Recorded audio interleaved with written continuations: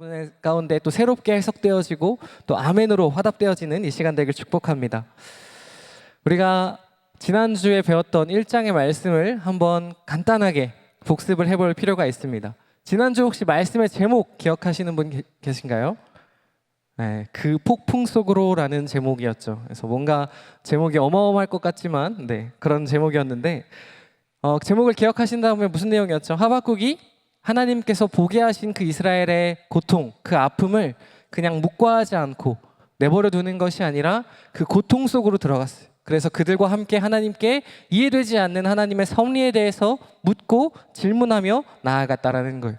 자기의 삶을 영위하기 위해서 민족의 아픔을 등한시했던 것이 아니라 그 아픔과 함께 고통했다라는 거죠. 우리 이 강의안 보시면 첫 번째 1장의 내용 복습 있는데 첫 번째 단락을 우리가 다 같이 한번 읽어보도록 할까요? 시작. 하박국은 이스라엘의 고통, 그 폭풍 속으로 들어가 함께 고통하며 이해할 수 없는 하나님의 섭리에 대해 하나님께 나아가 묻고 하나님께 듣는다. 여기까지만요. 이 하박국이 이해할 수 없는 하나님의 그 섭리가 있을 때에 자기 혼자서 끙끙 앓고 있던 것이 아니고 또 그 당시에 왕을 찾아가며 그 당시에 지혜자들을 찾아가는 것이 아니라 하나님께 찾아갔다는 것, 하나님께 나아가 물었다는 것을 우리가 주목하길 원합니다. 사랑하는 성도 여러분, 이 땅에서 정말 큰 고통을 받으셨던 그 예수 그리스도께서 그 십자가에 못 박히시기 전날 밤 그 고통 가운데에 누굴 찾아가셨나요? 유다를 찾아가서 너 어떻게 날 배신할 수 있어? 그러셨나요? 베드로를 찾아가면서 너 진짜 내 옆에 끝까지 있을 거지? 그러셨나요? 아니죠. 예수님은 그 고통, 그 정말 심장이 찢어질 것 같은 그 고통의 순간 하나님께 나아갔다라는 거예요. 사랑하는 성도 여러분, 우리가 여러분의 삶 가운데 정말 마주할 수 없는, 차마 헤아릴 수 없는 그 고통의 순간이 있을 그때 다른 곳이 아니라 하나님께 나아가 묻고 하나님의 응답을 듣는 저 여러분 되길 축복합니다. 맨 마지막 줄 같이 한번 읽어볼까요? 신실하시고 거기입니다. 시작. 신실하시고 거룩하신 하나님은 자신의 일을 행하신다. 아멘. 여러분, 하나님은 신실하십니다. 그죠? 어제도 오늘도 앞으로 영원히 하나님은 변치 않으실 것이에요. 그분의 말씀은 그냥 한 번 듣고 해야 하는 것이 아니라 매번 말씀하실 때마다 성취하시기 때문에 가히 우리가 그분을 믿을 만한 분이라고, 그분의 말씀에 생명이 있고 약속이 있다라고 믿을 수 있는 거죠. 또 그분은 거룩하십니다. 정의와 공의를 행하셔서 그분은 결코 죄와 타협하지도 공존하지도 않으시는 거룩하신 분이십니다. 그렇게 하나님은 하나님의 일을 행하시는 거죠. 사람의 눈으로, 우리의 시간으로는 하나님의 일하심을 다 알 수 없고 하나님의 때를 다 알 수 없어도 하나님은 여전히 신실하시고 거룩하셔서 하나님의 일을 하나님의 때에 행하시는 줄 믿습니다. 이런 말이 있습니다, 여러분. 믿음이 깊어지기 위해서는 질문이 깊어져야 한다. 이런 말이 있습니다. 다시요. 믿음이 깊어지기 위해서는 질문이 깊어져야 한다. 우리가 어떤 하나님의 놀라운 사건이 있을 때 무슨 일인지 이해가 안 가는 그 순간에 하나님이 하셨으니까 어련히 잘 하시겠지 하고 넘어가 버리면 안 된다라는 거예요. 이해가 안 되는 그때 하나님, 나 도저히 이해가 안 되는데 하나님의 뜻이 무엇입니까? 계속해서 하나님께 묻기 시작할 때 하나님은 하나님의 지혜를 조금씩 열어서 우리에게 보여주실 거예요. 우리가 이해할 수 있는 만큼, 우리가 묻고 하나님께 매달린 만큼 하나님은 하나님의 지혜를 우리에게 선물해 주실 줄 믿습니다. 그래서 저와 여러분이 하나님께 묻고 하나님께 듣는 하나님의 백성 되기를 축복합니다. 자, 그럼 오늘 드디어 2장으로 들어가 보려고 합니다. 기대가 되시나요? 네. 제가 정말 이 하박국의 말씀을 열심히 묵상하고 준비하는 만큼 여러분 마음 가운데에도 기대하는 마음과 사모하는 마음이 있길 축복합니다.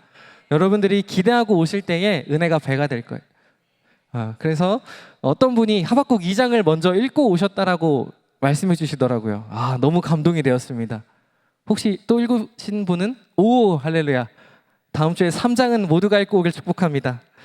자, 바로 넘어가 봅시다. 2장 첫 번째는 하박국의 기다림. 제가 강의한 실수를 했는데요. 하박국의 기다림이 아니라 소망의 기다림으로 정정해 주시길 부탁드립니다. 자, 하박국의 기다림. 그것은 곧 소망의 기다림이었습니다. 이 하박국 1장에서는 하박국의 자세가 어땠는지 혹시 기억하시나요? 하나님한테 하나님 언제까지일까? 언제까지 침묵하시겠습니까? 이것이 옳습니까? 그러면서 계속해서 하나님한테 거의 침노하듯이 따져 묻듯이 언제까지냐고 하나님께 그렇게 묻던 하박국이었어요. 그런데 이 2장서부터는 하박국의 자세가 조금 변해요. 하나님을 향해서 다그치듯이 질문하는 것이 아니라 조금은 인내하며 기다리고 있다라는 거죠. 우리 2장 1절의 말씀을 다 같이 한번 읽어보겠습니다. 시작. 내가 내 파수하는 곳에 서며 성로에 서리라. 그가 내게 무엇이라 말씀하실는지 기다리고 바라보며 나의 질문에 대하여 이렇게 대답하실는지 보리라 하였더니. 아멘. 하박국이 처음에는 하나님 빨리 대답해 주세요라는 자세였지만 지금은 내가 기다리겠다, 내가 보겠다 라면서 조금 한 발 물러서서 하나님한테 기다리고 있는 자세를 갖고 있습니다. 자, 그럼 이 하박국이 어떤 자세를 가지고 하나님을 향해 기다리고 있는지 한번 살펴보길 원하는데요. 첫 번째 1절 그대로 말씀을 띄워주시면요, 거기에 뭐라고 써있냐면 내가 내 파수하는 곳에 서며 라고요. 하박국은 오늘 이 하나님께 말씀을 듣기 위해서 파수하는 곳으로 올라가 서기 시작합니다. 여러분, 파수하는 곳이 어떤 곳인지 아십니까? 이 성벽이 이렇게 있으면요, 가장 높은 곳에 올라가서 적군이 오는지를 안 오는지를 매일매일 감시하는 자리였어요. 밤중에라도 적들이 야습할 수가 있으니까 그곳에 올라가서 적이 오나 안 오나를 살펴보는 자리가 파수꾼의 자리였어요. 그런데 그 파수꾼한테 있어서 가장 중요한 역할이 혹시 뭔지 아십니까? 이 파수꾼에 있어서 가장 중요한 역할? 그것은 자리를 지키는 것입니다. 우리 옆에 써볼까요? 파수하는 곳 옆에 자리를 지키는 것입니다. 하나만 띄워주시면 감사하겠습니다. 네. 파수하는 곳, 그것은 곧 자리를 지키다라는 거예요. 제가 군대에 있을 때, 죄송합니다만 군대에 있을 때 위병소라 그래서 문 지키는 역할을 한 번 한 적이 있습니다. 그 문 지키는 역할을 하는 데 있어서 제 선임이, 죄송합니다, 잠깐 소변을 보기 위해서 잠깐 자리를 비웠어요. 진짜 남자는 1분도 안 되는 그 시간 잠깐 자리를 비운 사이에 간부님이 오신 거예요. 그래서 어디 갔냐고. 그때 당시 저는 이등병이었어서 이걸 솔직하게 말하면 선임한테 혼날 것 같고 거짓말을 하면 간부님한테 혼날 것 같고, 그래서 저는 입을 닫았습니다. 가만히 모르겠습니다 이러고만 있었던 기억이 있거든요. 그 선임은 굉장히 혼났어요. 가장 중요한 역할, 그 자리를 떠난 것, 보초를 쓰면서 파수하는 곳에 서서 적이 오는지 안 오는지 보초를 서야 하는 그 당사자가 그 자리를 이탈해버리는 거예요. 오늘 하박국은 그런 마음으로 하나님한테 섰어요. 하나님, 내가 이 자리를 지키겠습니다. 내가 이 기도의 자리, 하나님께 묻고 하나님께 듣는 이 자리를 지키겠습니다 라는 심정으로 파수하는 곳에 섰습니다. 그리고 성루에 올라갔다라고 기록합니다. 이 성루라는 것은요, 또 역시나 가장 높은 곳이에요. 그래서 그곳에 올라가면 다른 것들이 잘 보이지 않아요. 그곳에 올라간다라는 것, 성루에 올라간다라는 것 역시나 하나님을 향하여 선다라고 우리가 해석할 수 있어요. 성루에 올라간다는 것은 하나님을 향하여 선다라는 것을 의미하고 있는 것입니다. 그렇다면 이 하박국이 다시 한번 1절에 보니까요, 파수하는 곳에 서서 성루에 서서 그가 무엇라 말씀하는지 내가 기다리고 또 그분을 향해 바라보며 하나님의 일하심을 보겠다라고 말하고 있는 것이죠. 그런데 여기서 가장 중요한 것 한 가지는 뭐냐면요, 그가 기다리는 하박국의 자세는 뭐냐면 그냥 될 대로 되라지, 어디 한번 해봐가 아니라 소망 중에 기다린다라는 것. 이 기다린다라는 말에는 소망을 근거한 기다림이라는 뜻이 포함되어 있어요. 그냥 아무거나 한번 해보십시오 하고 손 놓고 기다리는 게 아니라 하나님의 일하심을 소망 중에 기다리고 있는 거예요. 하나님이라면 반드시, 하나님이라면 분명히, 여호와라면 분명히 뭔가 행하실 거야 라는 그 소망과 기대를 갖고 하박국은 하나님을 향해 기다리고 있는 것입니다. 사랑하는 성도 여러분, 우리가 이 하박국의 자세로 하나님께 나아가 기도하는 저와 여러분들에게 축복합니다. 하나님께 나아가 기도할 때 정말 그 기도의 자리를 떠나면 안 돼요. 하나님께서 말씀하실 때까지 내가 하나님한테 우와 다 털어놓고 하나님한테 다 이야기해놓고 하나님 이제 말씀하시려는 찰나 난 기도 끝 돌아가는 게 아니라 하나님께서 응답하실 그때까지 기도의 자리를 지키는 거예요. 그 기도의 자리에 서서 세상 것들에 관심 가져가면서 세상이 어떻게 흘러가나 바라보는 게 아니라 오로지 하나님을 향하여서 기다리고 있는 거예요. 하나님을 향하여 기도하기 시작하는 거예요. 그렇게 소망 중에 우리가 기다리기 시작할 때 하나님은 일하실 거고 하나님의 일하심을 우리는 보게 될 줄 믿습니다. 하박국은 그렇게 기다림의 자세로, 소망의 기다림의 자세로 하나님 앞에 섰습니다. 그러자 하나님 하박국에게 이렇게 권면하십니다. 두 번째는 하나님의 권면, 의인은 믿음으로 말미암아 살리라, 이렇게 권면해 주십니다. 자, 그 말씀을 보기에 우리가 2절을 함께 보기를 원하는데요. 2절을 보니까요, 여호와께서 내게 대답하여 이르시되 너는 이 묵시를 기록하여 판에 명백히 새기되 달려가면서도 읽을 수 있게 하라라고 말씀하셨어요. 먼저는 말씀에서 기록한 것처럼 이 묵시를, 하나님의 말씀을 우리는 기록하고 새길 것을 하나님 말씀하셨어요. 왜 그렇습니까? 우리가 방금 확인했다시피 지난주의 제목도 우리는 기억할 수가 없어요. 그렇기 때문에 진짜 너무 감사한 것 같아요. 우리 수요 말씀 집회를 할 때 이 강의 안에 하나씩 쓰기 시작하면서 이것들을 쓸 때 썼던 것들을 나중에 우리가 되돌아볼 때 그 기록한 것들을 통하여서 하나님의 말씀을 다시 기억할 수 있어요. 그런데 그것뿐만 아니라 하나님의 말씀을 우리의 마음판에 새겨야 하는 것입니다.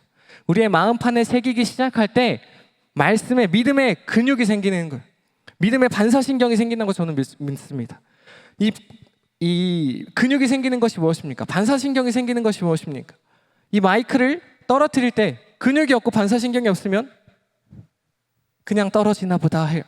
그러나 내가 계속해서 훈련을 하고 근육이 생기면 떨어질 때 바로 잡을 수가 있는 거예요. 그것처럼 말씀이 우리 삶의 마음판에 새겨져서 믿음의 근육이 생겼을 때, 어떤 문제가 생기고 기도의 제목이 생겼을 때 우리는 그 근육들이 작동하는 거예요. 내가 차마 의식하지 못하더라도 내 마음판에 새겨진 하나님의 말씀이 작동해서 다시 기도의 자리로 나갈 수 있게 되는 것이고, 소망을 품을 수 있게 되는 것이고, 하나님을 향하게 될 수 있는 줄 믿습니다.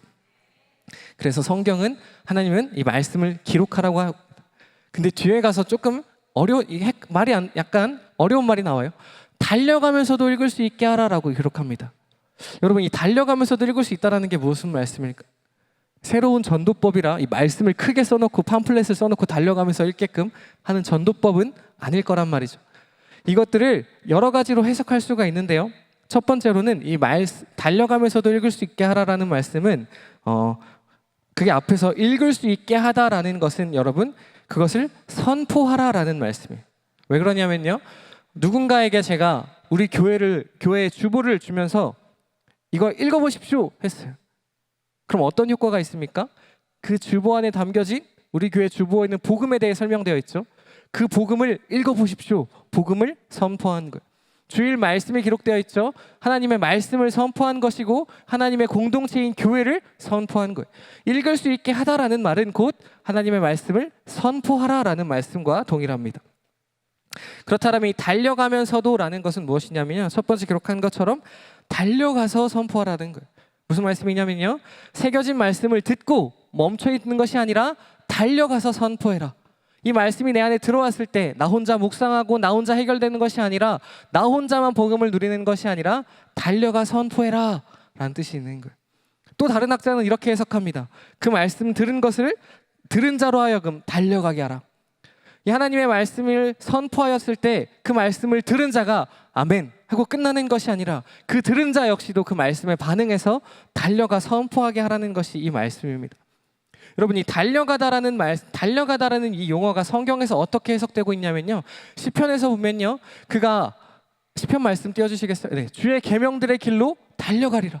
하나님의 계명의 길로 달려가는 모습을 형상하고 있고요. 또 누가복음에서는 탕자가 돌아올 때 그 아비가 아들을 발견하면서 그 아들을 향해 달려가는 모습을 달고 있어요. 그리고 무엇보다 요한복음에서 기록된 말씀을 보면요, 요한복음에서는 예수님의 부활을 목격한 이 처녀들이 이 예수의 복음의 소식을 듣고 제자들에게 전하기 위해 달려가는 모습을 띠고 있다는 거예요. 그래서 성경에서 많은 부분 달려가다라는 것은 이 복음의 소식을, 이 기쁜 소식을 급박하게 그리고 속히 전할 것을 이야기하고 있는 것입니다. 복음을 들은 자들의 발은 결코 멈춰 있을 수 없는 줄 믿습니다. 우리는 복음을 들은 자들은 나 혼자 복음을 누리는 것이 아니라 세상으로 달려가 구원의 기쁜 소식을 선포하는 사람들인 줄 믿습니다. 우리 안에 심겨진 복음, 우리 마음판에 새겨진 이 복음이 여러분, 우리를 달려가게 하고, 또 그 복음이 전달되고 선포하여졌을 때 그 복음을 받아들인 사람이 다시 또 그 복음에 반응하여 달려가게 될 줄 믿습니다. 그래서 빌립보서는 이렇게 얘기하죠. 다 같이 한번 읽어볼까요? 빌립보서 3장 14절 시작. 표대를 향하여 그리스도 예수 안에서 하나님이 위에서 부르신 부름의 상을 위하여 달려가노라. 할렐루야.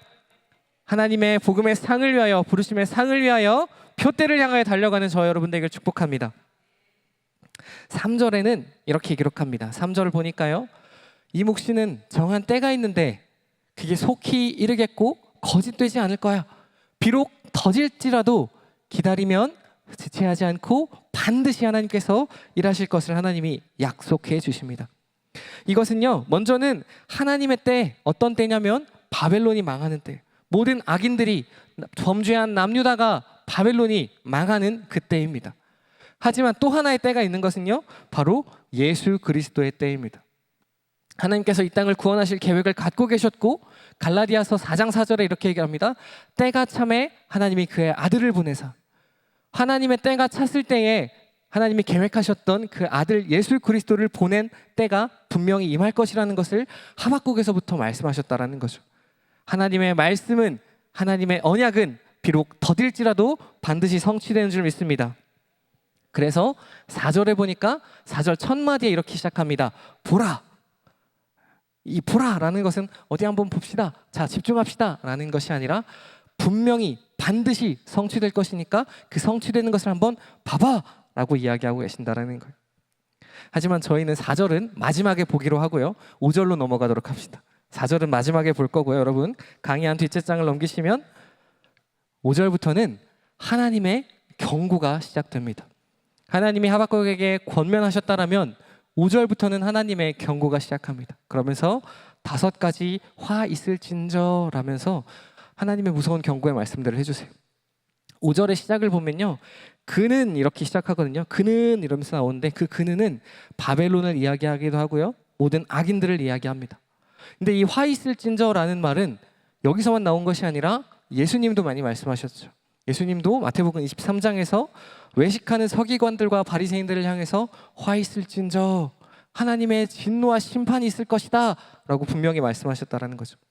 그래서 오늘 우리가 이 말씀을 읽을 때 그냥 바벨론을 향해서 듣는 것이 아니라 범죄한 남유다, 그리고 힘을 숭배했던 바벨론, 예수님 시대에 와서 외식하는 서기관들과 바리새인들 같이 그랬던 것처럼 어쩌면 오늘 우리들에게도 이 외식하는 모습, 또 이 바벨론과 같은 범죄한 모습이 있지는 않은지 회개하는 심령으로 우리가 이 말씀들을 한 구절 한 구절 살펴보길 원합니다. 이 5가지 화 있을진저인데요, 여러분 우리가 빠르게 어떤 것들을 하나님께서 말씀하셨는지 한번 살펴보길 원합니다. 먼저는요, 5절에서 6절에 이렇게 기록합니다. 5절에서 6절입니다. 곧 이르기를 화 있을진저 자기 소유 아닌 것을 모으는 자여. 자기 것을 아닌, 나의 소유가 아닌 것을 모으는 사람에게 하나님의 화가 있을 것을 말씀하고 계신 것이죠. 사람들은요, 재물, 권력, 사람, 인정, 이런 수많은 것들을 자기 것인 마냥, 원래부터 내 것이 아니었음에도 불구하고 내 것인 마냥 소유하기를 원합니다. 그것들을 끊임없이 욕망하고 있고 끝없이 갈구하고 있습니다. 왜 사람들은 그렇게 소유로부터 부족함을 느끼고 소유에 그렇게 목말라 하고 있을 것인가? 이 소유라는 것은요, 여러분, 자기의 힘을 상징하고 능력을 상징합니다. 내가 힘이 있으니까 소유하고 내가 능력이 있다라는 걸 소유함으로 드러내고 싶어 하는 거죠. 즉 소유한다라는 건 단순히 내가 많이 갖고 싶다라는 것이 아니라 내가 그걸 소유할 수 있는 힘과 능력이 있다라는 걸 과시하는 하나의 수단이라고도 이야기합니다. 그러나 하나님은 이 누가복음에서 어리석은 부자의 비유를 통해서 그것이 틀렸다라는 걸, 그것이 옳지 않다라는 걸 분명히 말씀해 주시죠.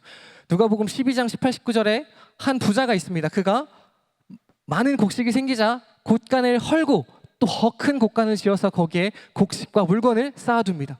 그러면서 내 영혼아, 여러 해 쓸 것이 많이 있으니까 평안히 쉬고 마시고 즐거워하자. 이 곡간 안에 많이 소유했으니까 난 이제 완전해, 완벽해, 아무 걱정 없어 라고 이야기하고 있는 거죠.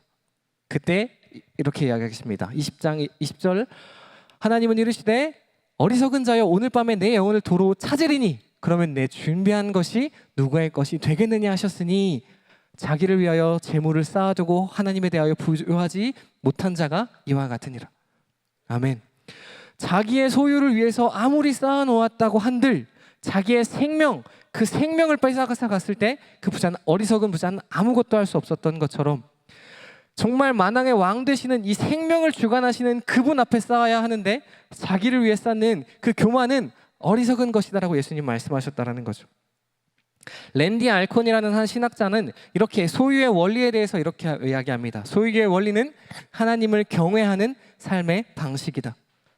소유의 원리, 소유가 무엇인가 했을 때 그것은 곧 하나님을 경외하는 삶의 방식이다라고 이야기한다는 것이죠. 이것이 무엇입니까? 하나님의 것을 하나님의 것으로 여기는 삶. 그것이 소유의 원리라는 것.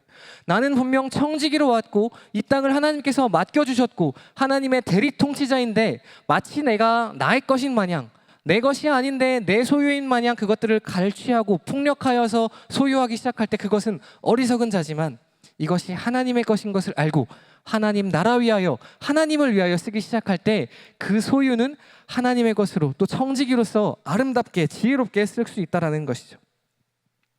사랑하는 성도 여러분, 우리가 세상의 것을 소유하기보단 하나님의 나라를 소유하는 저와 여러분 되길 축복합니다. 하나님께서 이 땅에 부어주신 우리의 것들, 지금 우리가 소유하고 있는 그것들 가지고 다시 하나님 나라를 위하여 또 하나님을 위하여 쓰고 하나님으로 인하여 충족받는 저와 여러분 되길 축복합니다. 9절에서 두 번째 화 있을진저 이야기합니다. 9절에 보니까요, 재앙을 피하기 위해 높은 데 깃들려 하며 자기 집에 위하여 부당한 이익을 취하는 자에게 화가 있을 거라고 이야기하고 있는 것입니다. 자기 집을 위해 부당한 이익을 취하는 자, 옳지 않은 방법으로 부를 축적하는 자에게 화가 있을 것이라고 이야기하시는 것이죠. 이것은 무엇입니까? 타인을 위해서 배려하고 희생하고 양보하는 삶이 아닙니다. 오직 나를 위해서 나의 이익을 위한 이기주의의 모습을 담고 있는 사람들에겐 화가 있을 것이라고 하나님은 분명히 말씀하시는 거죠. 그런데 여러분, 이 나보다 더 무서운 게 있는데 그게 무엇인지 아십니까? 나의 이익을 취하는 것보다 더 무서운 것은 우리입니다. 우리라는 이름으로 이익을 취하기 시작할 때, 우리라는 이름으로 무언가를 하기 시작할 때 사실 그것은 굉장한 위험을 가지고 있다는 거죠. 이 나는 나 한 사람의 초점을 맞추면 굉장히 이기적인 것처럼 보이고 협소적인 의미로 받아들여질 수 있지만, 우리 혹은 나라, 어떤 공동체, 그것을 위하여 나아가는 사람들은요, 거대한 이념에 사로잡혀서 작은 존재, 소수의 의견들을 완전히 묵살해버리고 그들에게서부터 자유를 박탈한다라는 거죠. 그래서부터 그것이 나오는 게 우월주의나 전체주의나 제국주의 같은 그런 일들이 우리라는 이름 속에 그렇게 서로를 포갑하고 갑질하고 있다라는 것이죠.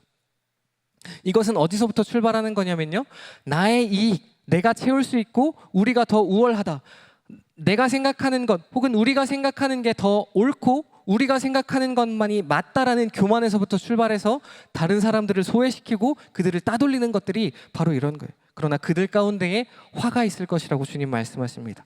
그리고 12절에서 계속해서 말씀하시는 것은 피로 성읍을 건설하며 불의로 성을 건축하는 자들에게 화가 있을 것이라고 말씀하십니다. 이것이 무엇입니까?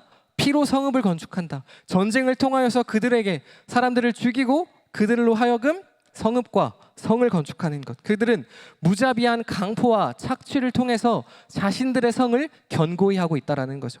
그것은 나의 가치관과 나의 죄, 나의 욕심, 나의 소유를 빼앗기고 싶지 않아서 성을 건축하며 하나님으로부터 대적하는 자들의 모습을 드러내고 있는 것입니다. 하나님으로부터 나의 것을 지키기 위해, 나의 것을 온고히 하기 위해, 내 가치관을 잃어버리지 않기 위해 그렇게 성읍을 건축하는 자들에게 화가 있을 것을 말씀하시는 것입니다. 그러나 하나님은 이런 것들을 그냥 보고 계시는 것이 아니라 그것들로 하여금 분명히 하나님의 공의와 하나님의 진노가 임할 것을 말씀하십니다.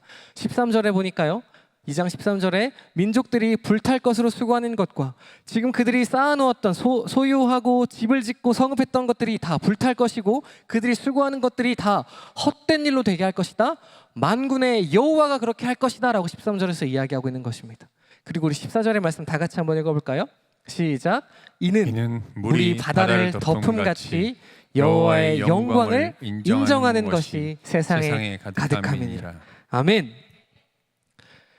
그들이 그렇게 자기의 집을 쌓고 그렇게 열심히 소유하고 자기들의 피와 불의로 성을 건축한다고 한들 그것이 여호와로 말미암아 불탈 것이며 그들의 수고가 헛되게 될 것이라는 것을 하나님이 분명히 말씀하십니다. 그렇게 그들의 것들이 다 불타고 없어지고 나면 무엇이 남습니까? 물이 바다를 덮음같이 여호와의 영광을 인정하는 것들이 남게 된다는 것이죠. 곧 하나님의 통치가 남는다는 것입니다. 공의와 정의로 가득 차서 하나님의 창조 질서를 따르는 하나님의 피조물들로 하나님의 이름을 알고 그분의 이름을 높이는 그 하나님께 영광 돌리는 피조물들의 찬양으로 이 땅이 새롭게 될 것을 하나님 말씀하셨다라는 거죠. 이것은 사실 하박국에게 처음 말씀하신 게 아니라 이미 이사야를 통하여서 하나님께서 말씀하셨다는 거예요. 이사야서 11장 9절의 말씀 동일하게 이렇게 기록합니다. 한 번만 더 같이 읽어볼까요? 시작. 거룩한 산 모든 곳에서 해됨도 없고 상함도 없을 것이니 이는 물이 바다를 덮음같이 여호와를 아는 지식이 세상에 충만할 것입니다. 아멘. 하나님께서 이미 이사야의 입을 통해 선포하셨고 그걸 오늘 다시금 하박국에게 말씀하시며 여호와의 영광이 인정하는 것, 여호와의 영광이 온 땅에 충만할 것임을 말씀하셨다라는 거예요. 그런데 여러분 놀랍게도요, 이 이사야 말씀은요, 이사야 11장 9절의 말씀은 그냥 단순히 하나님의 영광을 드러내기 위한 말씀이 아니라 이사야서 11장은 예수 그리스도의 오심을 예언한 사건이었어요. 이사야서 11장에 보면요, 이새의 줄기로 나실 예수 그리스도를 예언하셨고요, 그 예수 그리스도가 이 땅을 새롭게 하실 것을 말씀하셨다라는 거예요. 즉 여호와의 영광이 인정하는 이 새로운 놀라운 일은 단순히 아까 말씀드렸던 것처럼 바벨론의 멸망을 넘어서서 인간의 죄악된 세상, 인간의 죄로 만들어진 모든 성을 허물고 예수 그리스도께서 오셔서 십자가로 말미암아 하나님 나라로 새롭게 세우신다라는 것을 이사야를 통해서, 하박국을 통해서 다시 한번 우리들에게 말씀하고 계신 줄 믿습니다. 여기까지 잘 이해가 되셨나요? 하나님은 먼저는 앞서서 세 가지 화 있을진저 우리가 강포와 착취로 인해서 나의 것들을 쌓아가는 그것들을 그냥 그대로 보고 계신 것이 아니라 여호와로 말미암아 그것들을 다 진노하시고 심판하시고 다시 한번 하나님의 나라를 세우실 것인데 그 하나님의 나라는 우리의 소망 되신 예수 그리스도로 세워지는 줄 믿습니다. 자, 계속해서 네 번째로 나아갑니다. 네 번째 보니까요, 2장 15절에 보니까 이웃에게 술을 마시게 하고 그에게 취하게 하여 하체를 드러내게 하는 자에게 화가 있을 것이라고 이야기합니다. 단순히 술을 먹는 것 자체가 범죄한다는 것, 그 이상을 넘어서게 됩니다. 내가 술을 마시는 게 아니라 상대방으로 하여금 취하게 하는데 그 취하게 하는 게 분노를 더하여서 내 안에 있는 죄를 더해서 상대방을 취하게 할 뿐만 아니라 그 취하게 하는 목적이 하체를 드러내게 한다는 거예요. 그를 음란하게 해서 그를 성적으로 착취하기 위해서 이것들을 행한다는 거죠. 전쟁 시대에선 너무나 당연하게 일어났던 일이지만 하나님은 그것을 묵과하지 않으시고 그것들이 죄가 되고 그 가운데 하나님의 화를 더하겠다고 하시는 거죠. 요즘 들어서 이 성폭행 문제가 굉장히 많은 일어나고 있어요. 그 사람들의 심리에는 무엇이 있냐면요, 이 음란을 행하는 사람들의 근본적인 생각은 사람을 사람으로 여기는 게 아니에요. 이 사람을 인격적으로 여기는 것이 아니라 사람을 내 성의 해결의 도구로 여겨버리는 거예요. 그저 그 성범죄자들은 그 사람을 물건이나 도구로 여겨서 자기의 그냥 성욕을 해결하는 그런 도구쯤으로 여겨버리는 거예요. 이것이 무엇입니까? 단순히 한 사람을 치욕하는 그 치욕을 넘어서서 인간 존엄을 박탈하는 일을 그 당시에 또 오늘날에도 성적으로 무너진다라는 게 그렇게 행해지고 있다는 거죠. 내가 더 대단해서, 내가 더 우월해서 저 사람은 내 성의 착취의 도구로 사용하는 그 악한 모습들 하나님이 그냥 두지 않으시고 분명히 진노하시고 벌하실 것을 말씀하셨습니다. 또 18절 19절에서 이렇게 기록합니다. 새긴 우상은 그 새겨 만든 자에게 무엇이 유익하겠느냐, 그러면서 나무에게 깨라 하며 말하지 못하는 돌에게 일어나라 하는 자에게 화 있을진저. 우상 숭배하는 사람들에게 화 있을진저 라고 말씀하시는 거예요. 이 우상 숭배의 한 가지 놀라운 특징이 있는데 무엇인지 아십니까? 이 우상 숭배는, 우상들은 말하지 못한다라는 거예요. 사람이 만든 우상들, 돌, 나무, 그것들을 깎아 만든 이 우상은 결코 사람에게 말하지 못합니다. 이게 어떤 심리입니까? 사람, 내가 말하니 내가 만든 신, 너는 이래라. 이게 여러분 신을 대하는 태도입니까? 나보다 우월하고 나보다 높으신 그 신에 대하는 태도가 아니라 이 우상 숭배하는 이들의 근본에는 그저 능력 있는 노예를 만들어 버리는 거예요. 능력 있는 노예를 만들어서 내가 명령할 테니 너는 나에게 가타부타 옳다 그르다 판단하고 말하지 말고 내가 시키는 대로 일해 라는 게 우상 숭배를 하는 그들의 기저에 깔려있는 마음이라는 거죠. 우리가 행여나라도 그렇게 하나님을 바라보지 않길 소망합니다. 행여나라도 우리가 하나님을 향해서 하나님을 높이 올려드리지만 내가 하나님께 말하는 건 기뻐하되 하나님 내게 말씀하시는 걸 꺼려하고 하나님 내게 말씀하시는 걸 기피한다라면 우리가 이렇게 우상 숭배하는 자들과 다를 바가 없다라는 거죠. 우리는 하나님의 말씀 듣는 것을 기뻐하는 저 여러분들에게 축복합니다. 그러면서 하나님은 이 5가지들 화 있을진저 말씀하시면서 20절에 이렇게 말씀하시는데요. 우리 다 같이 한번 읽어볼까요? 시작. 오직 여호와는 그 성전에 계시니 온 땅은 그 앞에서 잠잠할지니라 하시니라. 아멘. 하나님은 성전에 계십니다. 여러분, 이 성전이 어떤 장소입니까? 이 성전은 하나님의 통치가 임하는 곳입니다. 하나님을 예배하고 하나님을 예배하는 백성들이 모여서 하나님의 통치가 이루어지는 곳입니다. 하나님은 그 성전에 계시니 이 말씀은 곧 하나님께서 통치하시니 온 만물 하나님의 모든 피조물들은 그 창조주 앞에서 잠잠하라 라고 말씀하고 계신다라는 거죠. 사랑하는 성도 여러분, 우리가 주님의 그 통치 속으로 주님의 그 성전 안으로 그 성소 안으로 들어가는 저 여러분에게 축복합니다. 우리가 주님의 성소로 들어가야 하는데 주님을 우리의 성소로 불러들이는 일이 없길 축복합니다. 우리가 하나님의 성전에 들어가서 하나님을 예배하고 하나님의 통치하심을 받아야 하는데 하나님을 나의 성전에 모셔서 내 성전에 오셔서 청소하십시오. 내 성전에 오셔서 일하십시오. 그런 불경한 일이 저와 여러분 가운데 없길 축복합니다. 우리는 그 하나님의 성소로 들어가야 되는 자들이에요. 그래서 히브리서에서 이렇게 얘기하시죠. 그러므로 형제들아 우리가 예수의 피를 힘입어 성소에 들어갈 담력을 얻었나니. 우리는 그 하나님의 성전 하나님의 통치를 받을 수 없는 부족하고 연약한 죄악된 자들이었지만 예수의 피를 힘입어 그 성전에 들어갈 수 있게 되었으니 우리가 기쁨과 감사함을 가지고 그의 성소로 들어가 하나님을 예배하고 하나님의 통치를 받는 저와 여러분들에게 축복합니다. 이렇게 제가 이렇게 후루룩 지나왔는데 하나님께서는 이 5가지 화 있을진저 말씀하셨어요. 이렇게 죄악된 자들 분명히 화가 있을 것이고 하나님의 진노와 심판이 있을 걸 말씀하셨다라는 거죠. 여러분, 이 5가지 화 있을진저의 공통점은 무엇인지 아십니까? 이것들은 자신들의 힘을 의지한 결과였습니다. 곧 교만의 문제였다라는 거예요. 내가 하나님보다 뛰어나고 내가 저 사람보다 뛰어나서 내가 그럴 만한 능력이 있고 나에게 그럴 만한 권세가 있어서 충분히 그럴 수 있겠다라고 생각했기 때문에 그들이 교만했기 때문에 그런 범죄 가운데 나아갔다라는 것을 성경은 기록하고 있는 것이죠. 다른 이들에게 죄를 전이시키고 그들의 존엄을 박탈시키고 하나님을 부인하여 우상을 만드는 그들의 중심에는 교만이 숨어 있었던 것입니다. 그래서 우리가 다시 한번 4절로 돌아가길 원하는데요. 다시 한번 강의안을 앞쪽으로 올리시면요. 4절에 그렇게 기록하죠. 4절 보니까요. 보라 그의 마음은 교만하며 그 속에 정직하지 못하나. 그 악인들, 죄인들은 그 마음 가운데 교만이 있어서 범죄하고 그들이 정직하지 못할 것이라고 하나님은 말씀하셨어요. 그러면서 무엇을 말씀하시냐면 그들의 마음은 교만하나 그들의 마음, 이 전인격이라고 하거든요. 네페시라는 이 마음, 전인격, 그냥 단순히 이 마음이 교만한 게 아니라 그들의 생각, 가치관, 삶의 양식 그 모든 것들은 교만하여 하나님을 떠나나. 그러면서 이야기하죠.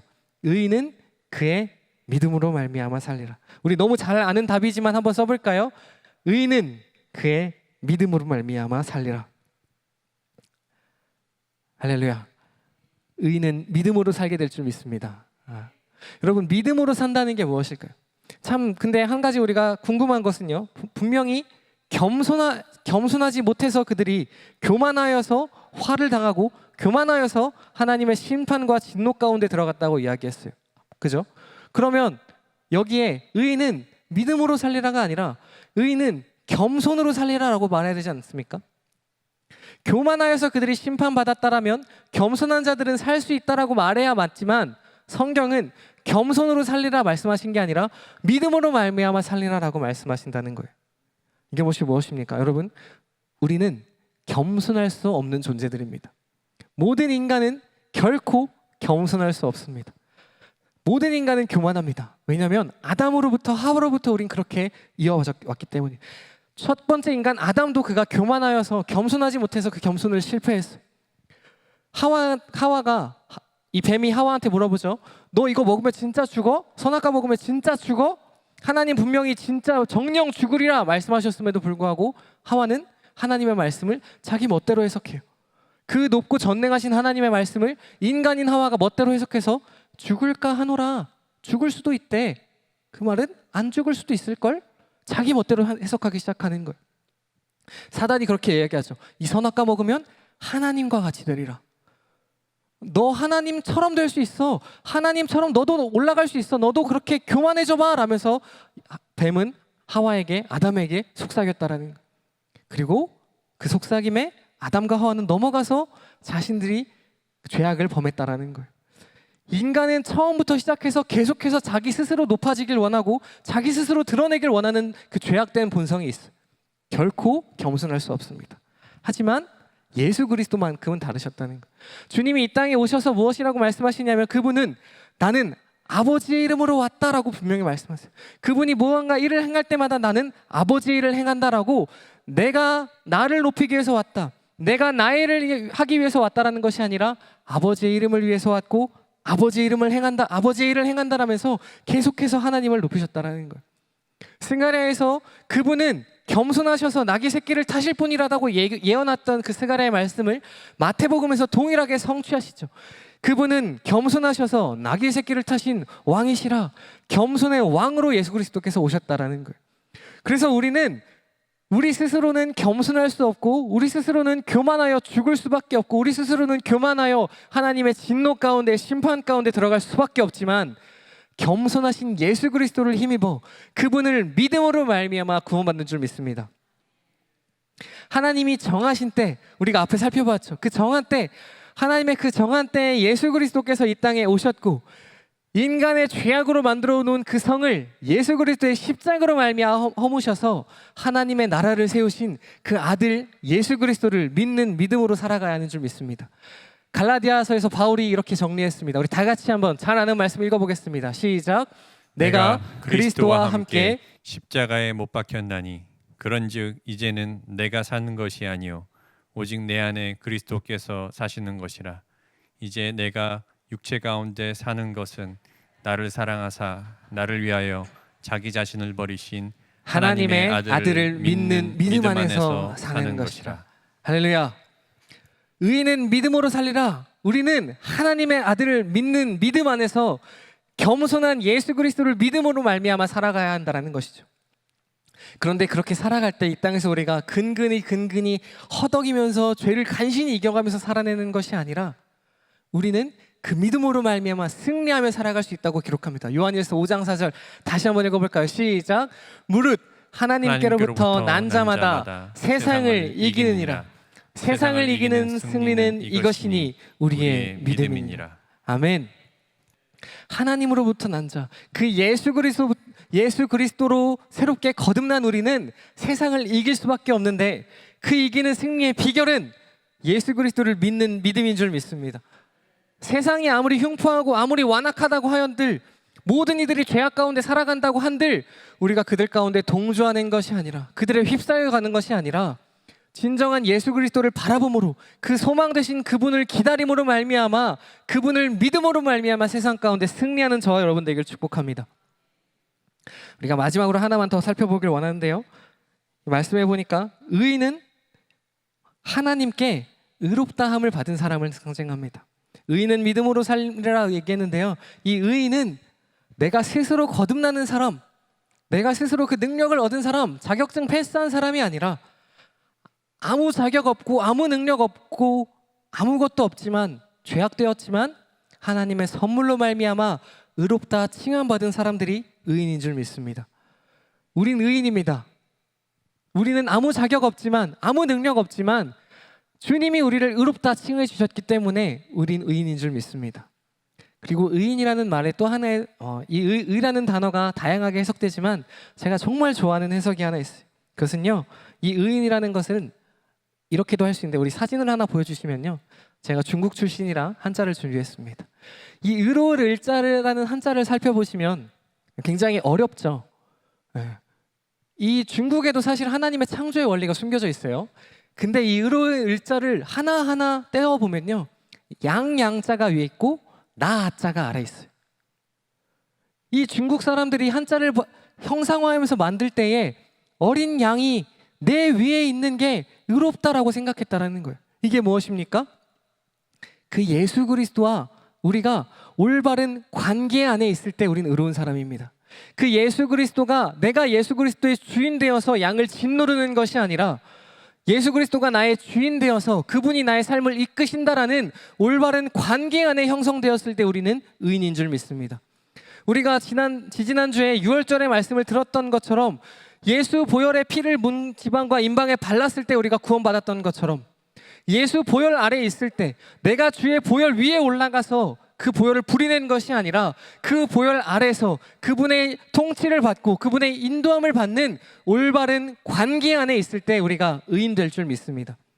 사랑하는 성도 여러분, 우리는 의인입니다. 하나님께서 우리를 의롭다 칭해 주셨을 뿐만 아니라 우리가 그분을 우리의 주인으로 삼고 그분의 아래에서 그분과 올바른 관계를 형성해 나가기 시작할 때 우리는 의인이 되는 줄 믿습니다. 그렇게 의인된 우리는 예수 그리스도를 믿는 믿음 안에서 살아가게 되는 것입니다. 우리 다시 2장으로 넘어와서 적용의 말씀을 다 같이 읽고 기도하길 원하는데요. 적용 1번을 우리 다 같이 한번 읽어볼까요? 시작. 하나님께 질문한 우리는 하나님을 향하여 서서 그 자리를 지키며 인내함으로 기다려야 한다. 이 하박국이 그랬던 것처럼 여러분 하나님께 질문할 때 하나님을 향하여 묻고 하나님의 그 섭리와 일하심이 이해가 되지 않을 때 그 기도의 자리를 지키며 하나님께 우리의 시선을 집중하고 소망을 품고 인내함으로 하나님의 응답을 듣길 축복합니다. 두 번째 적용 한번 읽어볼까요? 시작.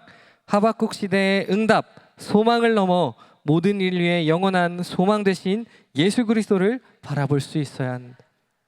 하나님은 하박국에게 그 시대의 소망을 주셨지만 그 소망이 거기서 그치는 것이 아니라 예수 그리스도까지 연결된다라는 거예요. 그래서 그 예수 그리스도가 오늘 우리 삶 가운데에도 동일하게 소망 되시고 오늘 우리 삶 가운데에도 동일하게 역사하심으로 말미암아 우리는 그 소망을 붙잡고 살아가는 저와 여러분 되길 축복합니다. 세 번째 다 같이 읽어볼까요? 시작. 하박국이 듣고 바울이 정리하고 마틴 루터가 반응한 그 말씀, 이제는 우리가 살아낼 차례입니다. 여러분 하나님께서 하박국에게 오직 의인은 믿음으로 말미암아 살리라 말씀하셨다라는 거예요. 그런데 그 말씀을 바울이 정리했어요. 로마서에서, 히브리서에서, 갈라디아서에서 오직 의인은 믿음으로 살리라는 말씀을 어떤 것인지 계속해서 풀어내었단 말이에요. 그 믿음이 무엇인지, 믿음으로 산다는 게 무엇인지 바울이 정리했어요. 그리고 정리한 말씀을 마틴 루터가 읽고 종교개혁을 일으켰어요. 맞다, 의인은 믿음으로 사는 것이다. 그러면서 그가 종교개혁을 일으켰고 오늘날 우리에게까지도 이 기독교가 전수되어진 것이에요. 그렇다면 오늘 우리는 오직 의인은 믿음으로 말미암아 살리라는 그 말씀을 다시 한번 새롭게 받아서 그 말씀으로 살아가야 되는 저와 여러분 되길 축복합니다. 하박국이 듣고 바울이 정리해서 루터가 반응했다라면 오늘 우리가 그 말씀으로 살아가며 승리하게 되길 축복합니다. 우리 이 시간 다 같이 기도하길 원합니다.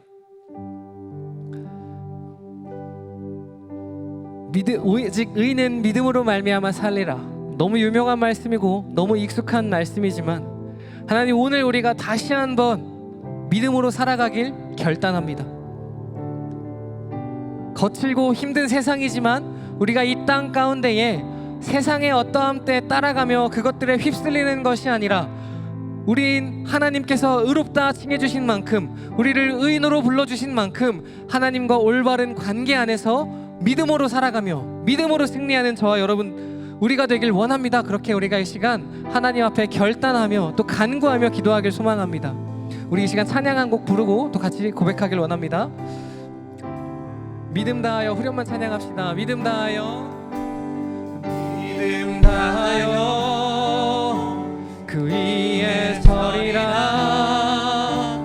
하나님의 나라는 무너지지 않아.